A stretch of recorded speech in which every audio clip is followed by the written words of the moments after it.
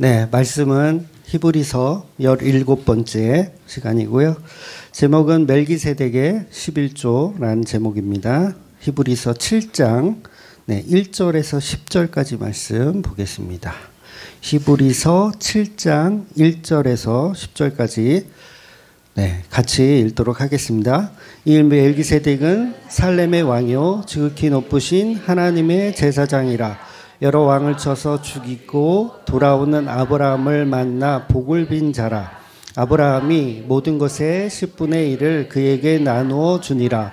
그 이름을 해석하면 먼저는 의의 왕이요 그 다음은 살렘의 왕이니 곧 평강의 왕이요 아버지도 없고 어머니도 없고 족보도 없고 시작한 날도 없고 생명의 끝도 없어 하나님의 아들과 닮아서 제사장으로 있느니라. 이 사람이 얼마나 높은가 생각해보라.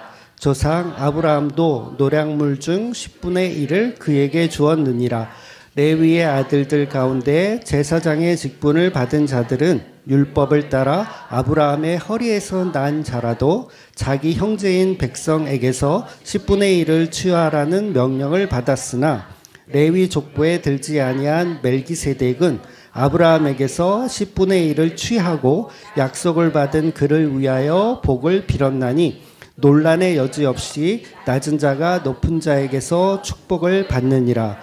또 여기는 죽은 자들이 10분의 1을 받느라 산다고 증거를 얻은 자가 받았느니라.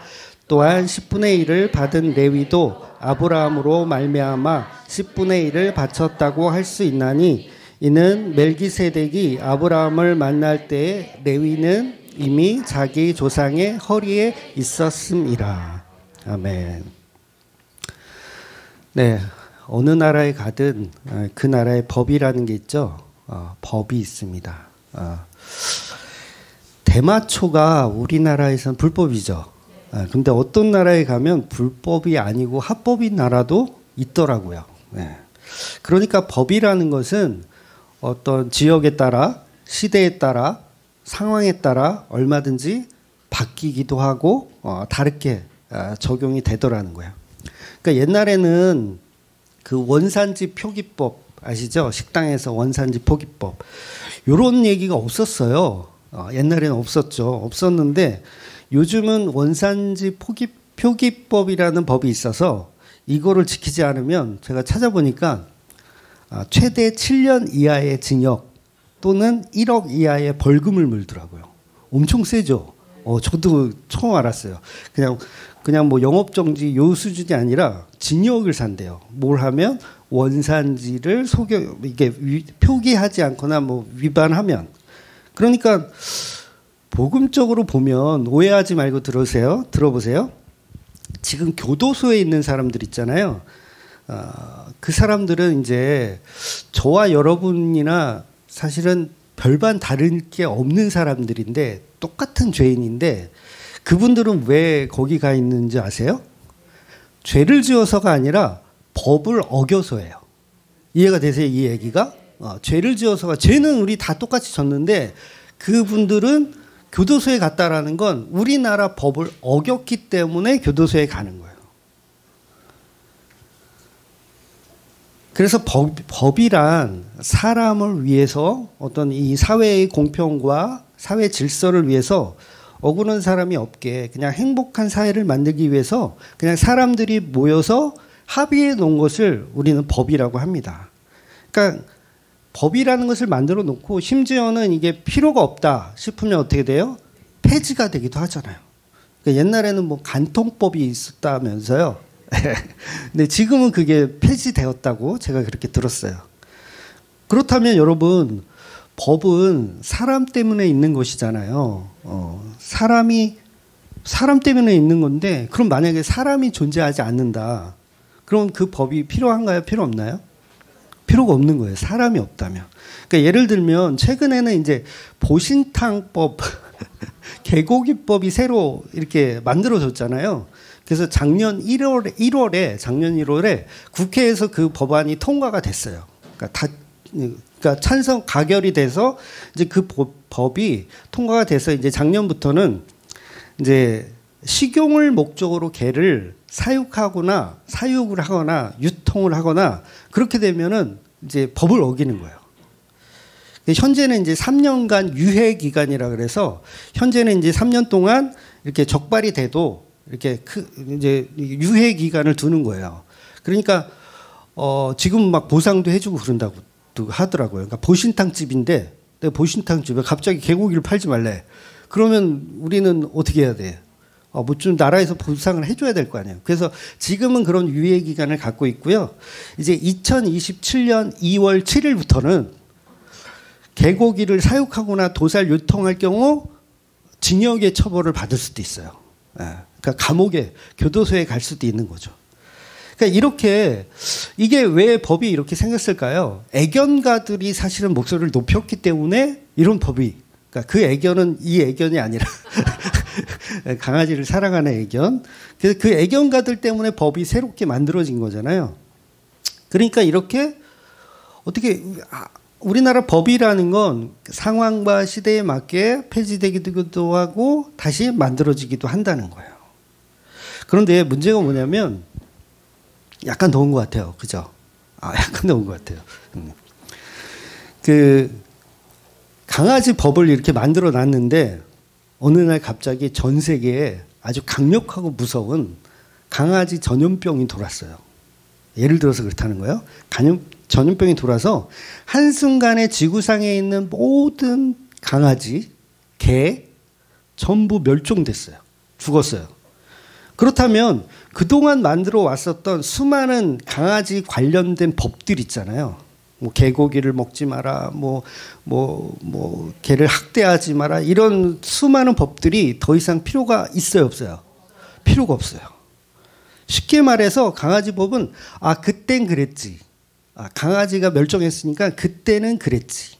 라고 이야기하는 거예요. 아무리 법을 나라에서 만들어 놓고 이걸 지키라고 해도 강아지가 멸종되었다면 그 이후로는 아무 소용이 없는 법이라는 거죠. 강아지가 멸종되고 없는데 국회의원들이 매주 모여가지고 멸종된 강아지에 대한 법안을 계속 만들고 있어. 학대를 몇 년으로 할 거냐, 어디까지를 학대로 할 거냐, 이렇게 막 서로 의견을 내고, 건강보험은 어디까지 혜택을 줄 거냐, 강아지들에게. 요새는 강아지 보험도 있는 거 아세요? 강아지 보험도 있어요. 그래서 할 거냐, 막 그러고 있으면 그걸 멍청하다고 하는 거예요. 왜? 강아지는 멸종되고 없는데 그 법안을 만들고 있어요. 그렇다면 성경에는 수많은 율법들이 있잖아요. 하나님께 뭔가 우리가 해야 하는 율법, 그 다음에 이웃끼리 우리가 해야 하는 율법들이 있어요. 그러니까 그 율법들을 하나님 사랑과 이웃 사랑이라고 해서 옛날 유대인 학자들은 이거를 성경에 나온 율법들을 613가지로 정리를 했어요. 율법이 613가지다. 이렇게 해놓고 이거를 열심히 지켜야 된다라고 얘기해요. 그래서 우리 목사님들은 이 성경에 나오는 어떤 법들, 그러니까 크게는 의식법, 그 다음에 도덕법, 그 다음에 시민법, 이렇게 613가지를 부류를 해요. 세 부류로 크게 나누어요. 그래서 지금은 양이나 염소로 제사 드리는 곳은 없잖아요. 그거는 그래서 이제 의식법이나 제사법이라 그래서 그런 건 폐지가 되었다. 그렇지만 도덕법이나 시민법은 여전히 유효하다라고 주장을 해요. 대부분의 목사님들은 그렇게 주장합니다. 그런데 여러분 성경에 어디에 율법이 부분적으로 폐해졌다라는 얘기가 있습니까? 그런 말은 전혀 없어요. 그러니까 무슨 말이냐면 히브리서는 율법이 완전히 폐지되었다는 얘기를 하는 거예요. 폐지되었다. 그러니까 우리가 이제 다음 주에 볼 본문을 보면 7장 18절은 이렇게 기록하거든요. 전에 있던 계명은 연약하고 무익함으로 폐하여졌다. 연약하고 무익함으로 폐하여졌다. 그리고 히브리서 10장 9절에 가면 또 비슷한 얘기가 있어요. 뭐라고 써있냐면 그 후에 말씀하시기를 보시옵소서 내가 하나님의 뜻을 행하러 왔나이다 하셨으니 이 첫째 것을 폐하심은 둘째 것을 세우려 하심이라. 첫째 것, 율법이죠. 구약의 율법을 폐하심은 둘째 것, 새 언약을 세우시기 위함이다. 역시나 예수님이 오셔서 구약은 폐하여졌고 이제 새로운 언약이 생긴 거예요. 그래서 둘째 언약으로 오신 게 예수 그리스도라는 거죠. 그러면 사도 바울의 증언도 한번 볼까요? 사도 바울의 증언은 에베소서 2장 15절에 나오는데 여기에는 이렇게 기록합니다. 법조문으로 된 계명의 율법을 폐하셨으니 이는 이 둘로 자기 안에서 한 세 사람을 지어 화평하게 하시고, 이렇게 표현해요. 그러니까 법조문으로 된 계명의 율법이 폐하여졌다라고 누가? 사도 바울이 그렇게 얘기하더라는 거예요. 그러니까 히브리 형도 바울 형도 율법의 법조문으로 된 옛날의 계명들은 끝났다라고 동일하게 얘기하는 거예요. 그러니까 구약에 나와 있는 너희는 이것을 영원한 규례로 지켜라라고 율법이 주었다면 그 율법이 어떻게 됐다? 폐하여졌다라는 거예요. 그 이유가 뭐겠어요? 그 이유가 뭐냐면 인간이 멸종되어서 그래요.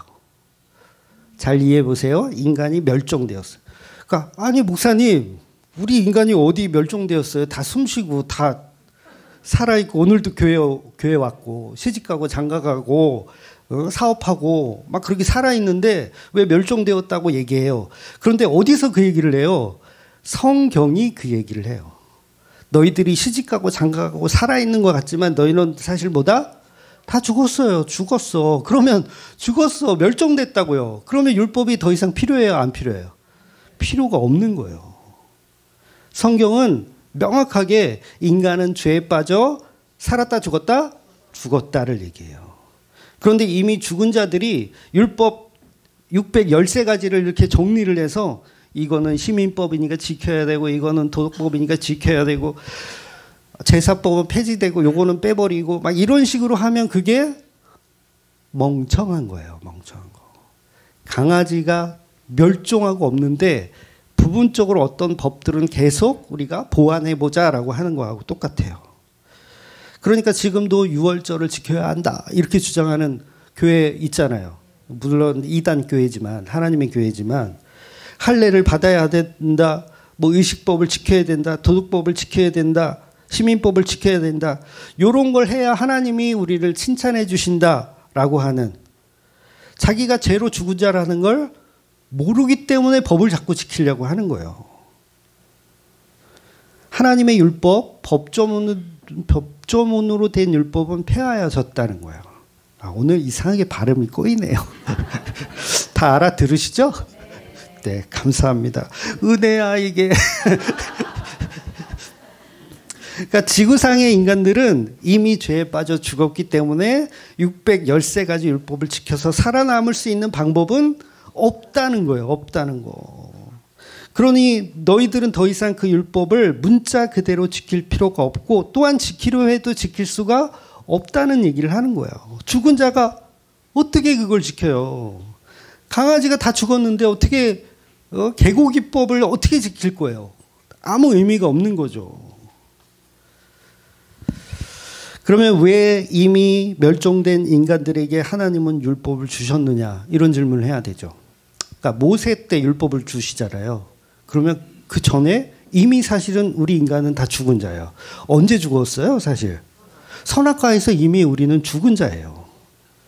아니 그러면 모세 때 왜 하나님이 율법을 왜 주셨어요? 죽은 자들에게 준 거 아니에요. 그러면 죽은 자들에게 왜 줬어요? 아니 이미 노아의 홍수 때도 이미 죽었고 그 다음에 또 뭐야? 소돔과 고모라 때도 상징적으로 죽은 거고. 그런데 왜 죽고 난 다음에 모세에게 율법을 주시냐는 거예요.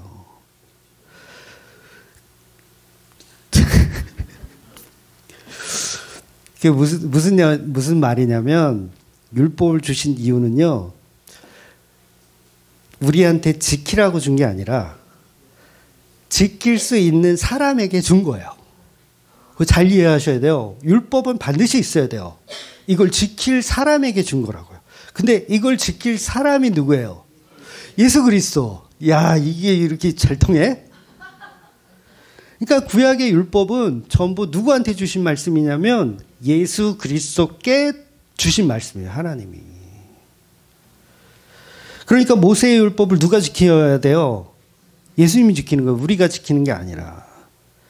그래서 우리는 율법을 지킬 자격도 없거니와 그걸 지킬 능력도 없어요. 그러니까 예수님이 오셔서 유월절도 예수님이 지켜, 안식일도 예수님이 지켜, 모든 시민법, 도덕법, 제사법을 예수님이 다 지키는 거예요. 어디서? 십자가에서. 하나님 사랑과 이웃 사랑을 613가지 율법을 십자가에서 예수님이 다 지키시는 거예요. 그래서 율법이 필요해요, 안 필요해요? 필요했던 거예요. 그래서 모세 율법 왜 줬냐? 예수, 네가 이 율법을 지켜. 왜? 네가 메시아니까. 그래서 율법을 줬던 거예요. 그래서 예수님이 십자가에서 죽으시면서 뭐라 그래요? 다 이루었다. 테텔라스타이. 다 이루었다. 뭘 다 이루었어요? 율법을 다 이루셨다예요. 율법, 즉 하나님의 말씀을 예수님이 다 이루셨다라는 거예요. 그러니까 다 지켰으니까 이제 더 이상 죄를 물을 수가 있어요, 없어요? 없는 거예요. 그러면 우리 인간들은 어떻게 해요? 예수님 속으로 들어가 있으면 더 이상 정죄함이 없게 되는 거예요. 너 율법 안 지켰지? 이런 정죄함이 없어. 다 지켰는데 예수님이 다 지켜서 우리는 그 속에 숨는 거예요. 이걸 구원이라고 하는 거예요.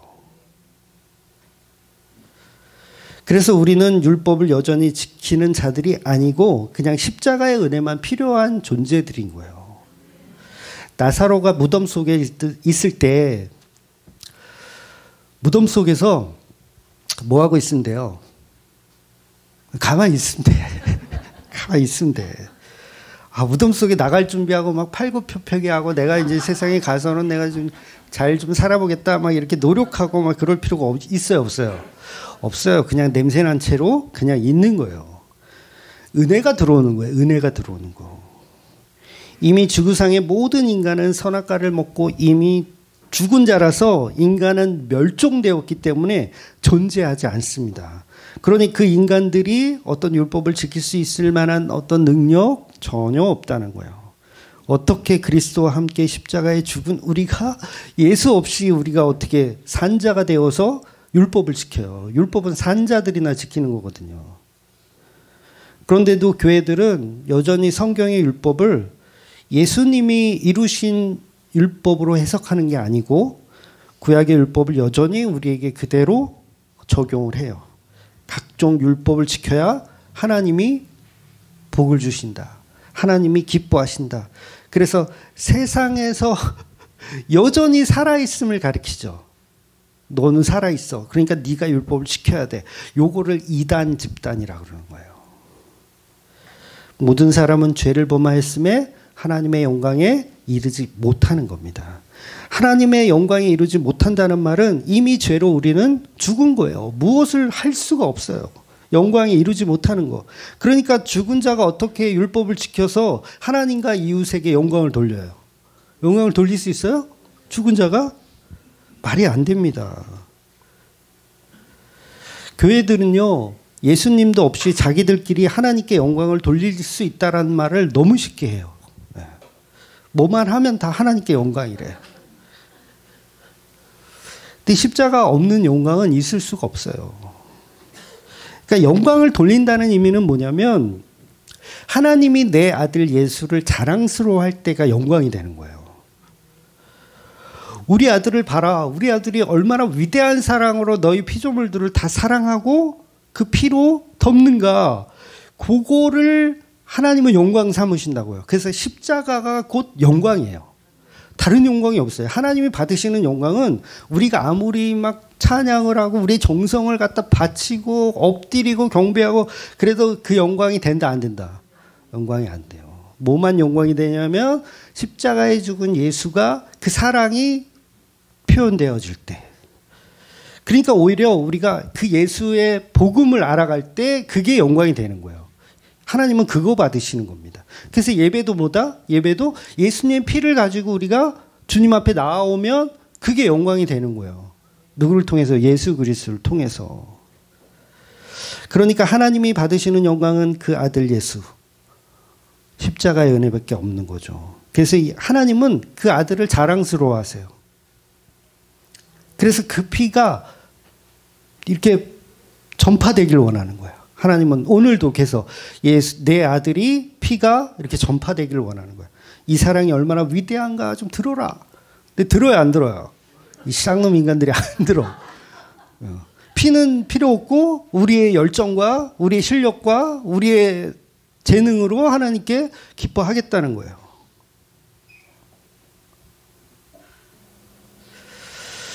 우리가 십자가와 무관한 무슨 일을 해놓고 하나님께 영광을 돌렸다고 할 수가 없는 게 진짜 기독교입니다.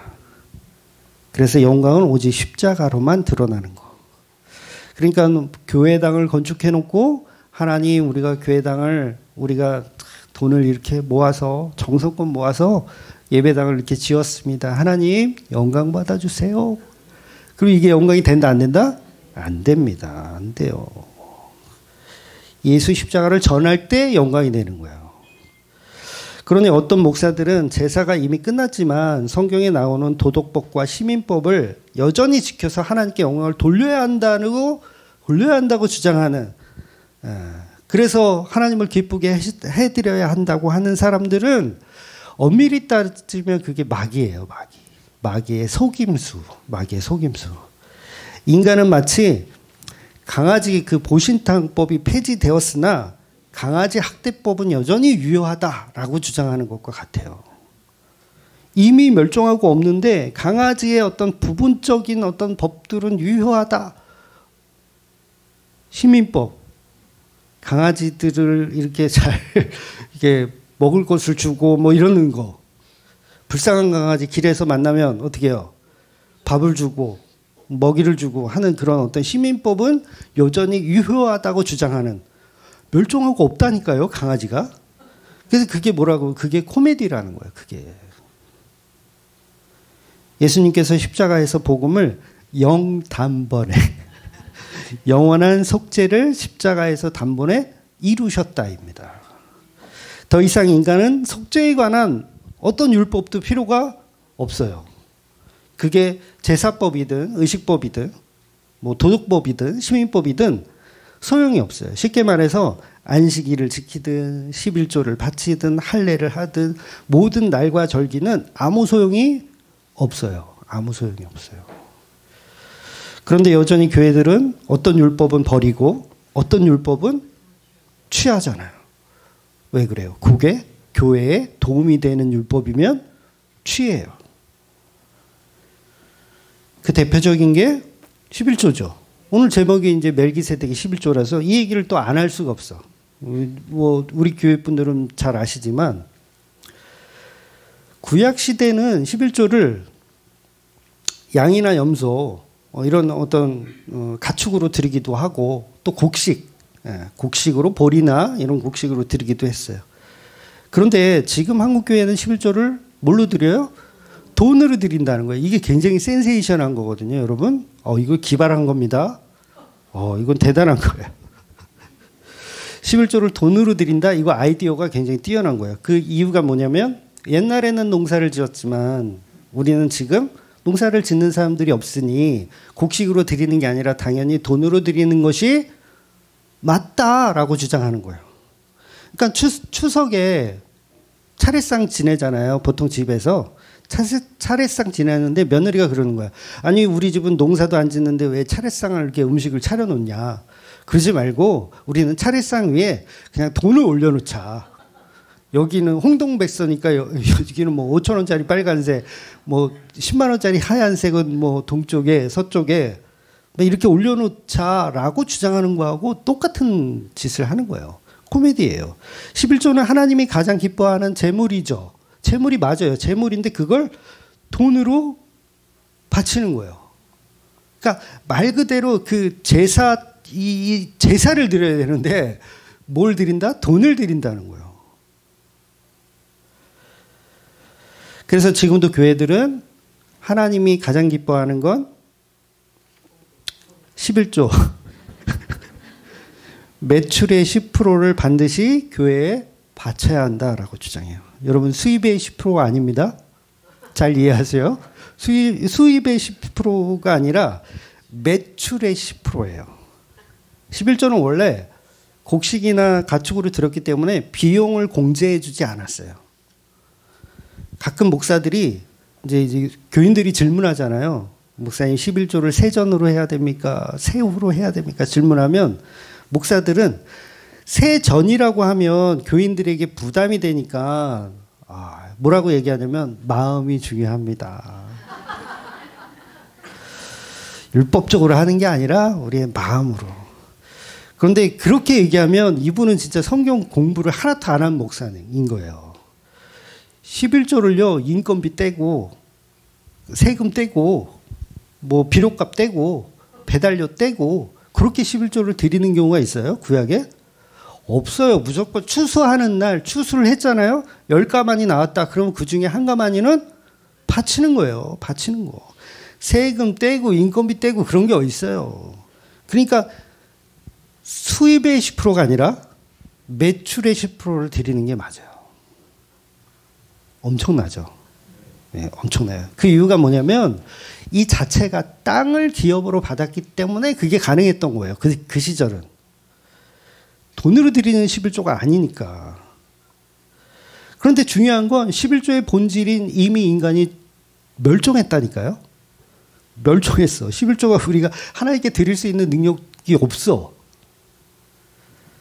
그런데 구약 성경에서 율법을 영원한 규례로 지키라고 하니까 아무 생각 없이 지금도 한국 교인들은 그냥 성경의 영원한 규례로 지키라고 했으니까 그거 지키려고 열심히 노력을 하는 거예요. 11조 지키고 맥주절 지키고 수장절 지키고 절기란 절기는 다 지켜가면서 하나님이 우리에게 풍년 주심에 감사하고.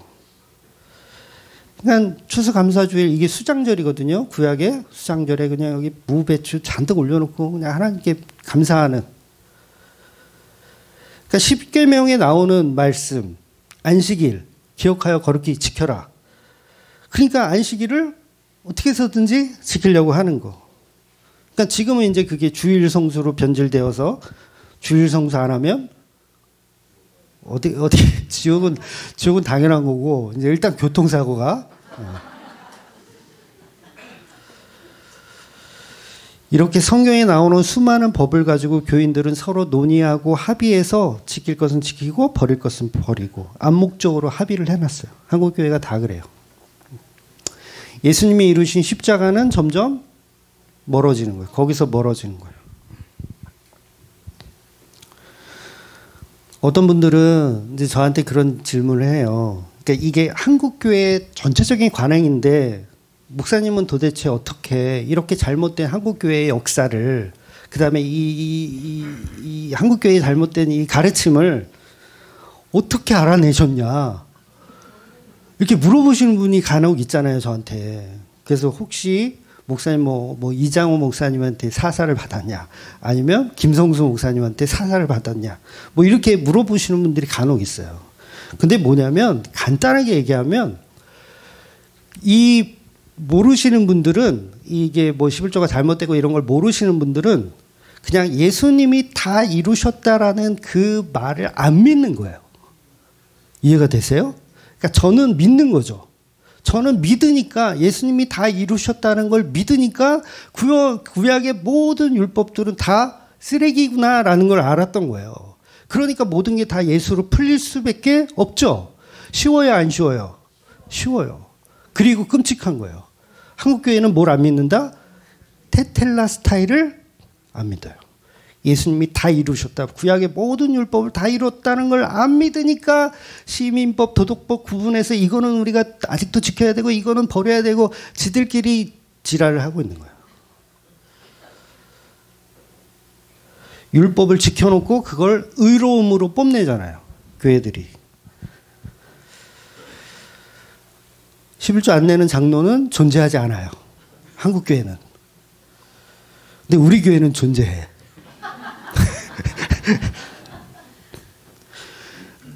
여러분 그거를 한국교회가 지금 막말로 한국교회가 다 썩었다고 얘기하는 거잖아요. 다 썩었다고 얘기하는 건데 그 증거 하나를 알려드릴까요? 기독교 백화점에 가잖아요. 그러면 각종 절기 봉투들이 다 팔아요. 없는 게 없어요. 무슨 생일 감사원금 저번에 말씀드렸죠. 생일 감사원금 뭐 장학 헌금 뭐 그런 것도 있더라고요. 장학 감사 헌금 뭐 신방 감사 헌금 별의별 봉투는 다 있어요. 그런데 그런 봉투들은 다 십자가로 다 끝난 봉투들이에요.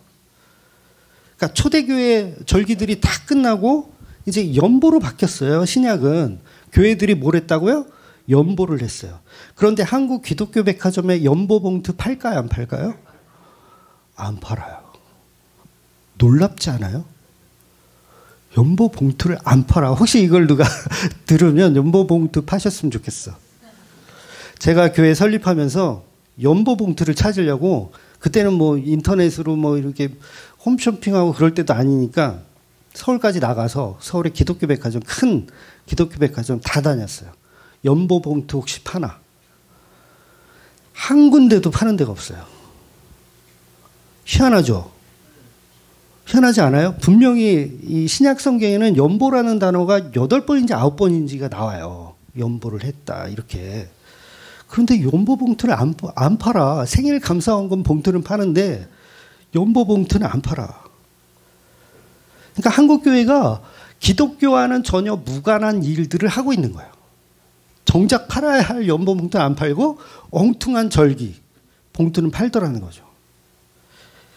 맥주줄 감사원금은 팔아도 연보 봉투는 안 팔아요. 그러니까 우리 교회는 지금 있는 연보 봉투가 이게 인쇄소에서 이게 주문 제작한 거예요. 그래서 되게 촌스럽죠. 제가 디자인을 제가 네, 그래서 되게 촌스러운데, 즉 이미 폐지되고 없는 것들은 열심히 만들어 파는데, 강아지가 멸종되고 없는데 강아지에 관련된 것들은 여전히 팔고 있는데, 정작 예수님의 십자가로 완성된 봉투는 안 팔더라는 거예요. 지금도 배웠다는 목사님들은 11조는 율법이 아니다. 봐라. 멜기세덱 시대부터 있었던 어떤 관행 같은 거다. 그러니까 율법과 상관없이 하나님께 11조를 바치는 것은 정당한 것이다. 라고 얘기를 합니다. 그러니까 11조를 뭐예요? 기본 도덕법으로 생각하는 거예요. 아주 기본적인 도덕법. 그러니까 교회가 다 11조와 주일 성수는 기본적인 의무라고 생각을 하죠. 11조와 주일 성수를 안 하는 장로는 우리나라에 없다. 근데 우리 교회는 있다. 우리 교회 자랑이 돼버리네. 네.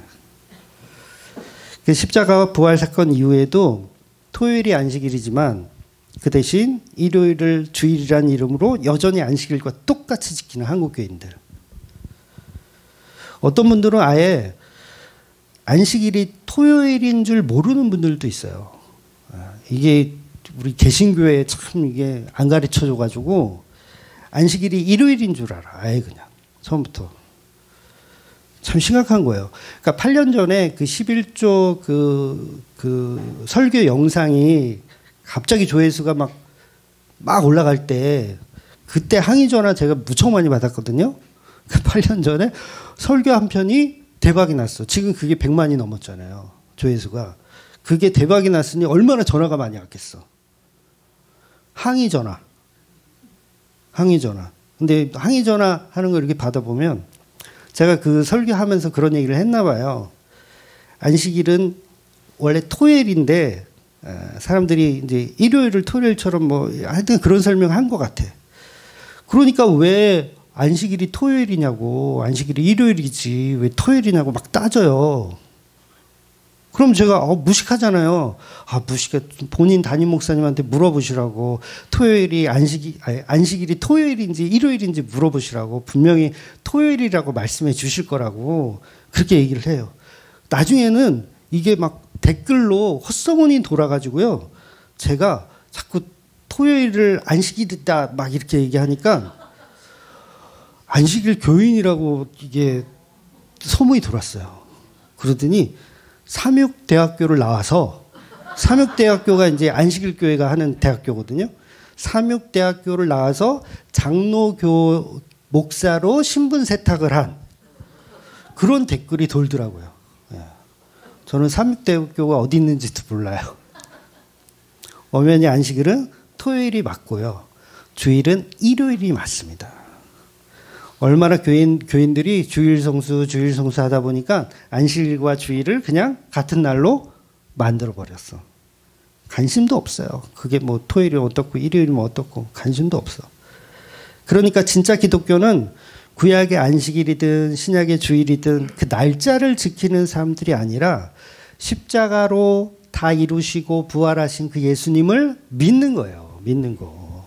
그러니까 예수님을 통해서 우리가 예배해야 되니까 일주일에 한 번씩 모이긴 해야 되는데 그러면 언제 모일까? 그래도 안식일날 모이는 게 낫지 않을까라고 했지만 안식일날 나오면 우리도 똑같은 율법주의자가 되는 거 아니냐. 유대인들과 똑같지 않느냐. 그러니까 우리는 다른 날 모이자 해서 모인 게 안식 후 첫날. 예수님 부활하신 날. 기약이면 그날이 좋겠다 해가지고 한국교회뿐만 아니라 전 세계의 교회가 이미 그렇게 결정을 한 거예요.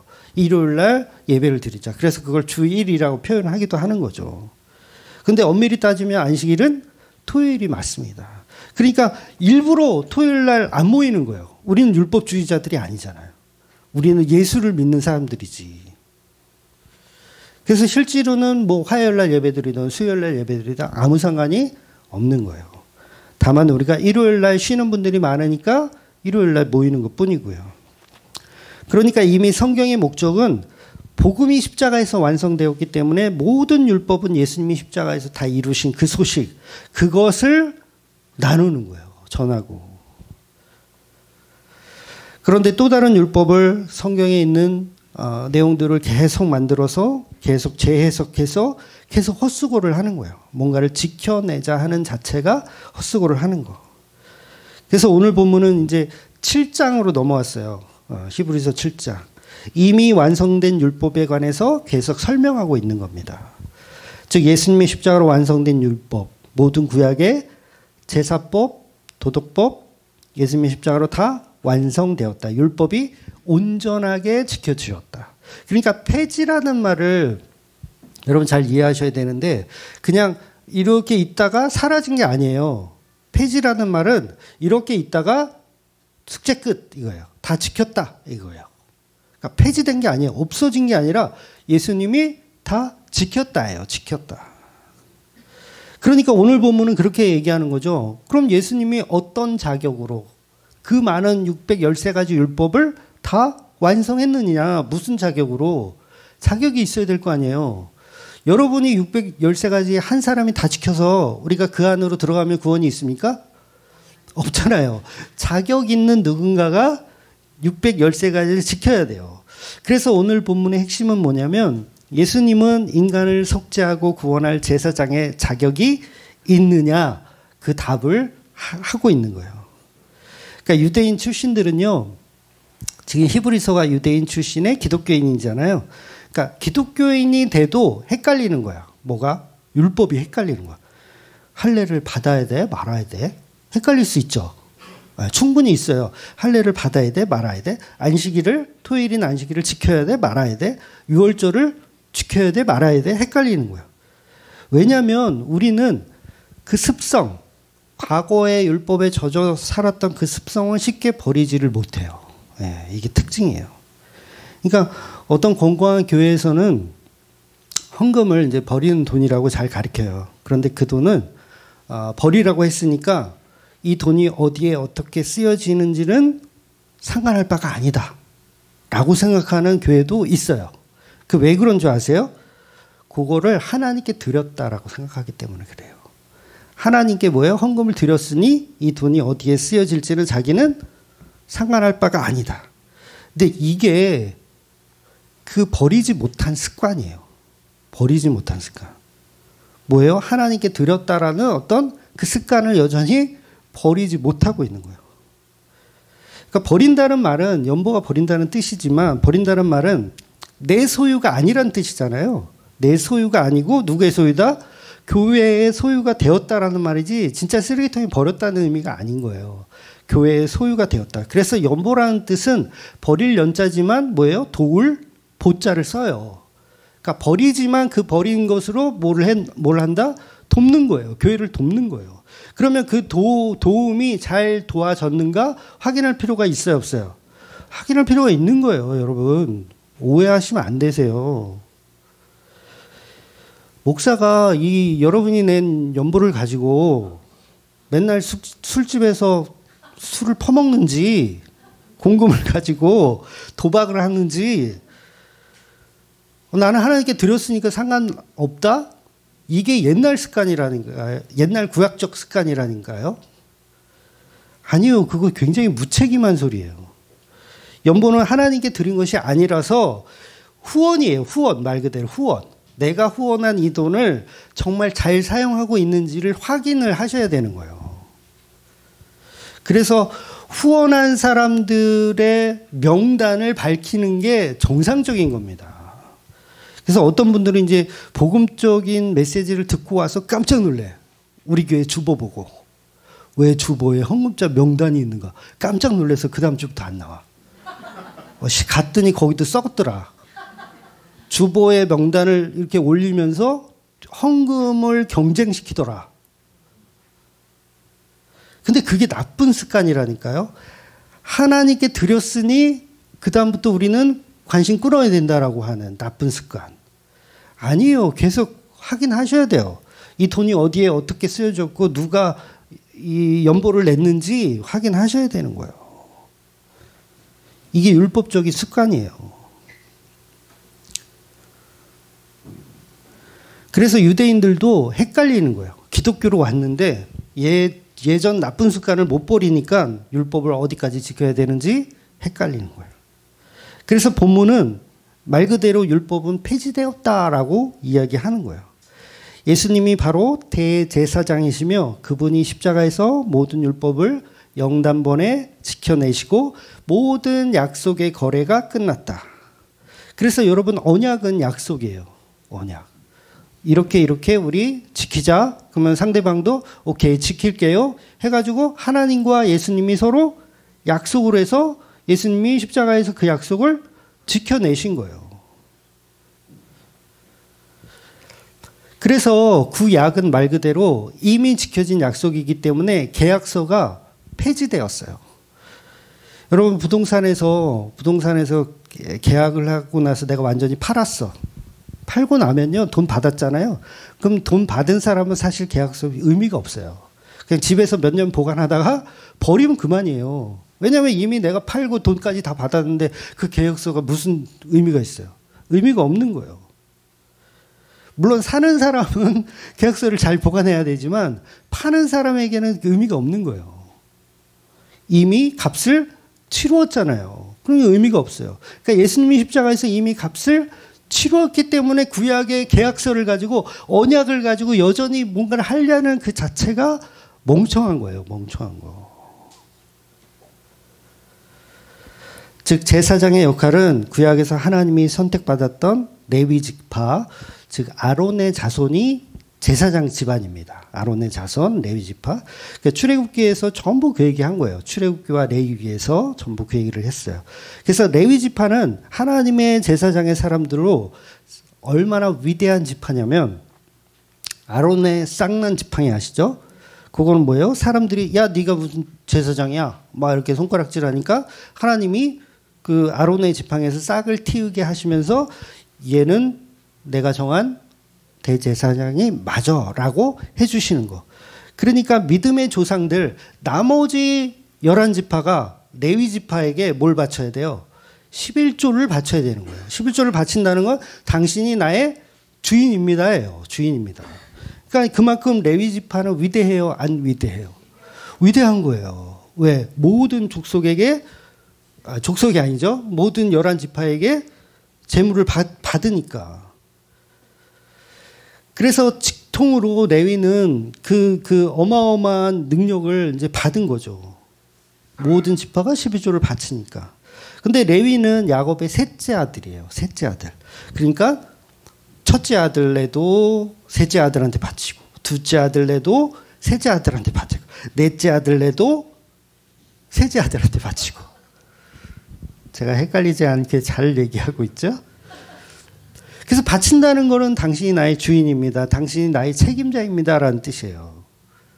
나의 구원과 속죄를 담당하시는 분이 레위 지파 당신입니다. 그러니까 예수님은 레위 지파가 아니세요. 그러니까 사람들이 야 무슨 자격으로 이런 얘기를 하는 거예요. 무슨 자격으로? 그러면 예수님은 어디 지파냐면 유다 지파예요. 유다 지파. 넷째 아들. 유다 지파. 그럼 당연히 예수님도 레위 지파에게 뭘 바쳐야 돼요? 11조를 바쳐야 돼요. 그러면 예수님보다 레위 지파가 더 우월한 거잖아요. 레위 지파가 더 우월한 거예요. 그래서 히브리서가 그거를 반전시켜 주는 거예요. 야, 족보는 예수님이 유다 지파지만 예수님은 그 유다 지파는 피 한 방울 섞이지 않은 분이야. 아브라함의 계통들이 전부 누구한테 11조를 바쳤냐면 멜기세덱의 11조를 바쳤어. 그러니까 예수님은 어디 출신? 멜기세덱의 계통을 따른 멜기세덱의 반차를 따랐다. 이렇게 표현하는 거죠. 그때 레위는 태어나지도 않았어. 아브라함의 허리에 있었어. 그러니까 무슨 얘기예요? 멜기세덱이 곧 예수님인데 모든 이스라엘 12지파가 다 예수님께 11조를 바쳤다 그 얘기를 하는 거예요. 그러니까 레위보다 더 우월한 분이 예수 그리스도라는 얘기를 하는 거예요. 이렇게 쉬운 얘기를 너무 어렵게 했나 제가? 그래서 멜기세덱은 의의 왕이요, 살렘의 왕이요, 평강의 왕이요. 살렘, 예루살렘, 그 살렘. 그러니까 어디의 왕? 유대의 왕이라는 거예요. 아버지도 없고 어머니도 없고 족보도 없고 시작한 날도 없고 생명의 끝도 없어. 하나님의 아들을 닮아서 제사장의 역할을 하시는 분이래요. 멜기세덱이. 이거 누구 얘기하는 거예요? 예수님 얘기하는 거예요. 그래서 구약에서 11조라는 의미가 뭐예요? 10개 중에 하나를 바치는 게 11조가 아닙니다, 여러분. 10개 중에 10개를 다 바치는 게 11조인데 다 바칠 수가 없으니 다 바치면 다 굶어 죽어야 되니까 그 중에 한 개만 드리면 요거를 다 받았다라고 해주시는 게 11조인 거예요. 그래서 우리가 교회에서 예수님을 생각할 때 당신은 나의 주인이십니다. 당신은 나의 모든 것입니다. 나의 소유이십니다. 라고 고백하면 우리가 뭘 드린 거예요? 11조를 예수님께 드린 거예요. 그게. 예수님 나의 영혼의 구세주이십니다. 라는 고백. 그러니까 말로만 하는 거 말고 말로만 하는 거 말고 그 고백이 11조를 바치는 거예요. 그분이 나를 건강하게도 하시는 분이고 그분이 나를 죽이기도 하시는 분이고 그분이 나를 흥하게도 또한 망하게도 하시는 나의 주인이라는 사실을 믿고 사는 그 자체가 11조를 바치는 삶을 살고 있는 거예요. 즉 예수님이 그런 11조들을 다 모아서 십자가에서 11조가 되셔서 하나님께 바쳐지는 것. 그래서 11조는 곧 뭐다? 예수 그리스도예요. 11조는 예수 그리스도. 그래서 그걸 영단번에 드려진 제물이라고 하는 거예요. 이제는 모든 제사가 영단번에 다 끝났어요. 더 이상 제사가 필요 있다, 필요 없다? 필요 없어요. 날과 달과 절기 필요해요? 필요 없어요. 필요 없어요. 11조, 안식일, 성수, 줄성수, 월삭, 의식법, 도덕법 다 필요가 없어요. 그럼 어떻게 돼요? 막 살아도 돼요. 근데 거기에 뭐가 붙냐면 그럴 수 없느니라. 뭐가 남기 때문에 은혜가 남고 사랑이 남기 때문에 그럴 수가 없게 되는 거예요. 도대체 그 예수님은 누구시기에 나의 11조가 돼서 십자가에 죽으셔서 제물이 되셨는가? 누구시기에 내가 지켜야 할 율법을 대신 다 지켜서 하셨는가? 그 은혜가 남잖아요. 오, 어린 양 예수시군요. 영단번에 이루신 은혜로군요. 그것을 매주 우리가 나누는 거예요. 그걸 교회라고 하는 거고 그걸 예배라고 하는 거예요. 그래서 지금도 하나님은 구약이나 신약이나 예배하는 자를 찾으시는 거예요. 어떤 예배? 그 피를 가지고 예수님의 피를 가지고 모인 사람들을 찾으시는 거예요. 성령께서 찾아오시는 거죠. 아, 얘네들을 지금 예배드리고 있다. 어떤 대형교회 이제 성령님이 딱 가셨는데, 얘네들은 예수님의 피가 없이 지네들이 한 어떤 열과 정성과 이런 것들을 예배하고 있어. 그러면 어떻게 성령님이 가셨다가, 에이, 태태태. 그리고 나오시는 거죠.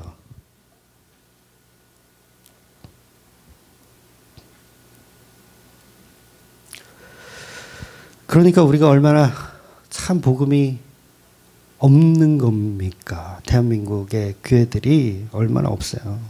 아직도 교회를 20년, 30년 다녀도 질문한다는 것이 뭐냐면 11조를 본 교회에 바쳐야 됩니까? 아니면 다른 교회에 바쳐도 됩니까?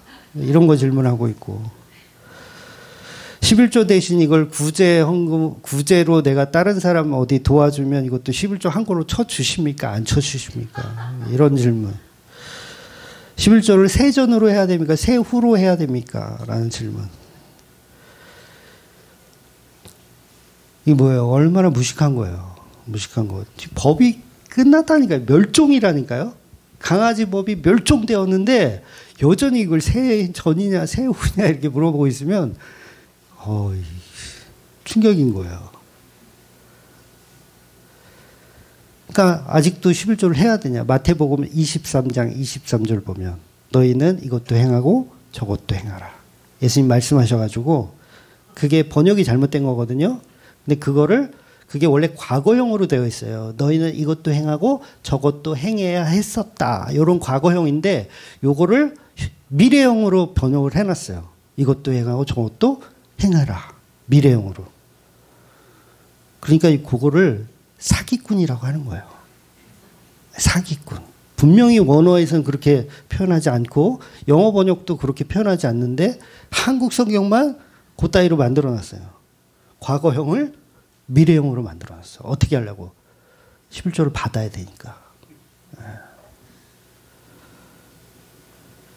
그러니까 인간은 죄로 인해서 멸종되었는데 자기가 계속 살아있다고 주장하고 싶은 거야.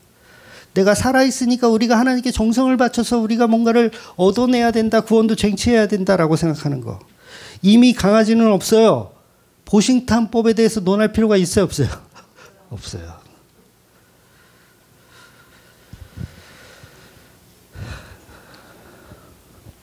강아지가 없는데 그래도 강아지를 사랑하는 마음은 우리가 다 가져야 되지 않습니까? 라고 하는 거하고 똑같아요.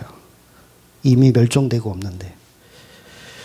부디 저와 여러분은 예수님을 믿는다는 것이 아브라함이 멜기세덱에 드렸던 11조로 모든 것이 다 해결되고 아 그렇군요. 우리는 예수님께 11조 모든 것을 다 드렸더니 그 예수님이 그걸 가지고 십자가에서 온전한 11조가 되셔서 하나님께 드려진 11조. 그래서 이미 상달되었음을 믿는 저와 여러분이 되시는 우리 주변교회 우리 모두가 되기를 예수님의 이름으로 축원드리겠습니다. 다음에 기도하겠습니다.